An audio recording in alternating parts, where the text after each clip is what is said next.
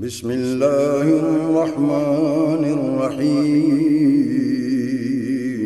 شروع اللہ کے نام سے جو بڑا مہربان نہایت رحم والا ہے۔ ان مثل عیسیٰ عند اللہ کمثل آدم، بے شک عیسیٰ علیہ السلام کی مثال اللہ کے نزدیک جیسے آدم کی مثال ہے۔ خلقہ من تراب ثم قال له کن فیکون، بنایا اس کو مٹی سے، پھر اسے کہا کن ہو جاؤ، فیکون پس وہ ہو گیا۔ الحق من ربک فلا تکن من الممترین، حق وہ ہے جو تیرا رب کہے، بس مت ہو جاؤ شک کرنے والوں میں سے۔ بنیادی طور پر آیات مذکورہ یہودیوں کے استعجاب اور استبعاد کا جواب ہے۔ وجہ تعجب یہ ہے کہ حضرت عیسیٰ علیہ السلام بغیر باپ کے پیدا ہوا۔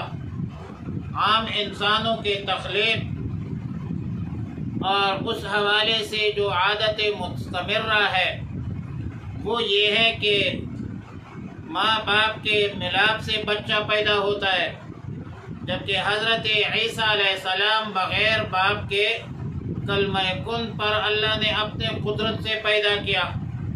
اور یہودیوں کو یہ تعجب ہوا کہ حضرت مریم علیہ السلام کہ ہاں بغیر باپ کے بچہ کیسے پیدا ہوا؟ تو اللہ رب العالمین نے جواب دیا، ان مثل عیسیٰ عند اللہ کمثل آدم خلقہ من تراب ثم قال له کن فیکون۔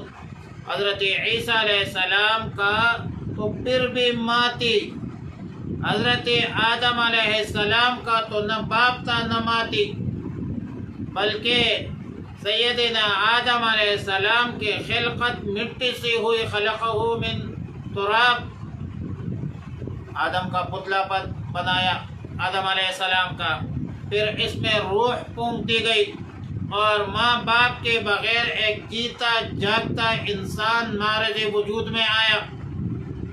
لہذا حضرت عیسیٰ علیہ السلام کی پیدائش پر استعجاب اور استعباد کرنا یہ خود یہودیوں کے لیے، یہودیوں کے اس قول پر ایک تعجب ہونا چاہیے۔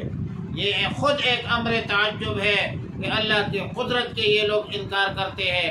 اللہ کی مرضی ہے، جیسے چاہے کر سکتا ہے۔ اور یاد رکھیں کہ یہ قیاس ادلہ اربعہ میں سے ہے۔ ادلہ 4 ہے، قرآن، حدیث، اجماع اور قیاس۔ آیات مذکورہ میں اللہ تعالیٰ نے حضرت عیسیٰ علیہ السلام کی پیدائش حضرت آدم علیہ السلام پر قیاس کرنے کا اشارہ دیا، قذافی تفسیر المظہری، اور ما به القیاس کلمہ کن اور اللہ کی قدرت ہے۔ حضرت آدم علیہ السلام کو بھی کلمہ کن سے پیدا کیا، اپنے قدرت سے پیدا کیا، اور حضرت عیسیٰ علیہ السلام کو بھی اللہ تعالیٰ نے اپنے قدرت کاملہ سے اور کلمہ کن سے پیدا کیا۔ پھر فرمایا کہ الحق من ربک فلا تکن من الممترین، یہ جو کچھ بیان ہوا آپ کے رب کے طرف سے جو کہ حق اور سچ ہے، اس میں کسی کو شک و شبہ نہیں ہونا چاہیے۔ ظاہری طور پر خطاب تو ہے رسول اللہ مبارک صلی اللہ علیہ وسلم کو، لیکن مقصود خطاب امت کے لیے ہے، تعلیما للامہ ہے کہ امت مسلمہ کا کوئی فرد اس حوالے سے کسی قسم کی شک و شبہ میں نہ رہے۔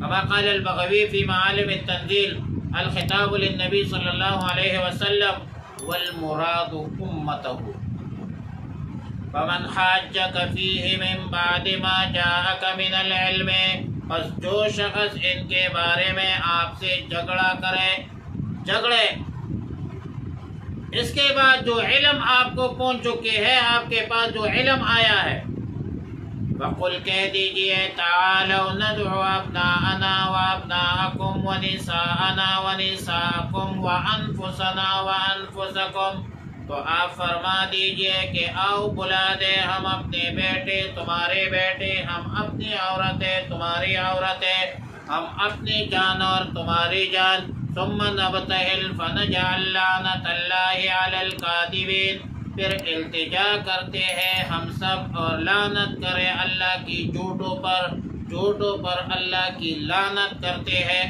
حافظ عماد الدین ابن کثیر رحمہ اللہ تعالی نے اپنے ماہ ناز تفسیر جلد 1 صفحہ نمبر 438 میں محمد ابن اسحاق ابن یسار کے حوالے سے نقل کی ہے کہ نجران کا ایک وفد جو 60 آدمیوں پر مشتمل تھا وہ آیا رسول اللہ مبارک صلی اللہ علیہ وسلم کی خدمت میں۔ ان میں 4 افراد اشراف تھے، معززین تھے۔ اشراف اور معززین وہ ہوتے ہیں جن کی طرف لوگ ہر معاملے میں رجوع کرتے ہیں۔ ایک ایہم تھا جس کو نصارہ سید کہتے تھے، ایک ابو حارثہ تھا اور ایک امیر تھا، ان کا عاقب نام تھا۔ سید چونکہ عالم تھا اور ابو حارثہ ان کا جو پھپھ ہوتا ہے وہ تھا۔ یہ بکر ابن وائل کے قبیلے سے تعلق رکھتا تھا، عربی تھا، لیکن بعد میں یہ نصارہ بن گیا تھا۔ یہ لوگ عصر کے وقت رسول اللہ مبارک صلی اللہ علیہ وسلم کے پاس حاضر ہوئے۔ نبی علیہ الصلوۃ والسلام عصر کی نماز سے فارغ ہوئے، گفتگو شروع ہوئی اور خاص کر حضرت عیسیٰ علیہ السلام کی الوہیت کے حوالے سے ان لوگوں نے گفتگو شروع کی کہ حضرت عیسیٰ علیہ السلام معبود ہے، مسجود ہے، الہ ہے۔ ہمارے اکابرین میں سے جو ہمارے سر کے تاج ہے حضرت مولانا مفتی محمد شفیع صاحب رحمہ اللہ تعالی نے معارف القرآن میں لکھا ہے، آیات کا پس منظر یہ لکھا ہے کہ نبی علیہ الصلوۃ والسلام کی طرف سے نجران کا ایک وفد جو نجران کے جو نصارہ ہے ان کو ایک خط بھیجا، ایک حکم بھیجا، ایک فرمان بھیجا کہ 3 باتوں میں سے ایک بات پر عمل کرو، یا اسلام قبول کرو، یا جزیہ ادا کرو، اور یا جنگ کے لیے تیار ہو جاؤ۔ نصارہ کے آپس میں، عیسائیوں کا آپس میں مشاورت ہوئی اور مشورے سے شرابیل، عبداللہ ابن شرابیل، جبار ابن قیس، ان لوگوں کو رسول اللہ مبارک صلی اللہ علیہ وسلم کی خدمت اقدس میں بھیجا۔ بات چیت شروع ہوئی اور ان نصرانیوں نے مذہبی گفتگو شروع کر کے الوہیت عیسیٰ پر بحث شروع کی۔ بات انتہائی بحث و تکرار تک پہنچ گئی، یہاں تک کہ یہ آیات نازل ہوئی کہ فَمَنْ حَاجَّكَ فِيهِ مِنْ بَعْدِ مَا جَاءَكَ مِنَ الْعِلْمِ۔ رسول اللہ مبارک صلی اللہ علیہ وسلم نے مباہلہ کی دعوت دی۔ مباہلہ کا طریقہ یہ تھا کہ ہم اپنی عورتوں اور بچوں سمیت آتے ہیں اور تم بھی اپنی اولاد اور اپنی عورتوں سمیت جو ہے وہ حاضر ہو جاؤ، پھر اللہ کی بارگاہ میں التجا کرتے ہیں، جو بھی جھوٹا ہوگا اس پر اللہ کی لعنت بیچتے ہیں۔ رسول اللہ مبارک صلی اللہ علیہ وسلم بذات خود سیدہ فاطمہ الزہرا رضی اللہ تعالی عنہ، سیدنا علی المرتضی رضی اللہ تعالی عنہ، حضرت امام حسن رضی اللہ تعالی عنہ، حضرت امام حسین رضی اللہ تعالی عنہ، یہ 5 شخصیات جو ہے ساتھ لے کر مباہلہ کے لیے تیار ہوئی۔ شرابیل عیسائی تھا، جو جب اس نے یہ منظر دیکھا تو اپنے دوستوں کو کہتے ہیں کہ تم کو معلوم ہے کہ یہ اللہ کا نبی ہے اور نبی سے مباہلہ ہماری ہلاکت اور بربادی کا ذریعہ ہے، لہذا اس سے نجات کا کوئی متبادل راستہ تلاش کرو۔ متبادل راستہ یہ اختیار کیا اور شرابیل نے رائے دی کہ میرے نزدیک بہتر صورت یہ ہے کہ رسول اللہ مبارک صلی اللہ علیہ وسلم کی رائے کے موافق جو ہے صلح کر لیجئے۔ چنانچہ اسی پر اتفاق ہوا اور رسول اللہ مبارک صلی اللہ علیہ وسلم نے ان نصارہ نجران پر جزیہ مقرر کیا، جو ہر سال 2000 جوڑے کپڑوں کے پیش کریں گے، 1000 ماہ سفر میں اور 1000 ماہ رجب میں۔